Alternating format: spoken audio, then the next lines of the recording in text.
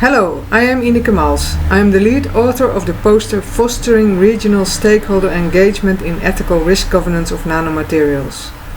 Our poster reports on work we have done in the project RiskGONE, which was funded by the European Union, where we develop a risk governance framework which includes guidelines and online tools.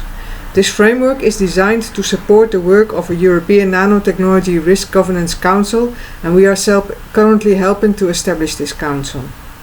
In addition to traditional risk assessment and life cycle assessment, we also incorporate tools for guiding users through an assessment of ethical impacts of nanomaterials and products. The ethical impact assessment procedure is based on a SeeRRI standard. In our project, we have developed online tools to guide users through the 6 steps of this ethical impact assessment. A user should start with a self-assessment of expected ethical impacts using a screening checklist.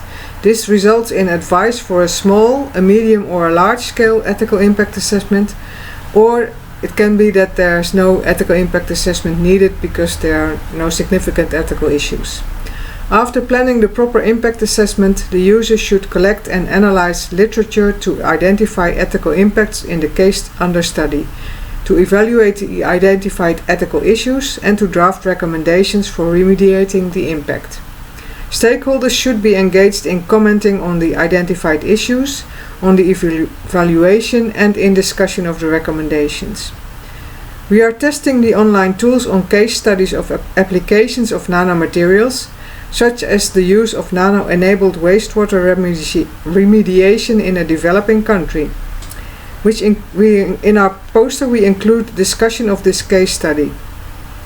We asked stakeholders to estimate how severe they considered some ethical issues we found in the literature on a 5-point scale. We also asked them to estimate the positive as well as negative impacts on ethical values, including water ethics, fairness and justice, and precaution.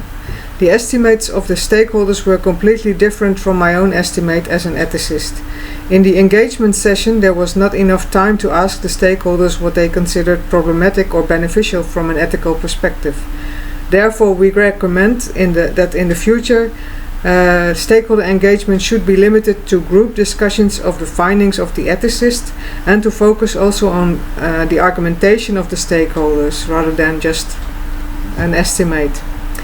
Such stakeholder engagement is especially suitable in regional settings where it's easier to meet face-to-face. Thank you for your attention.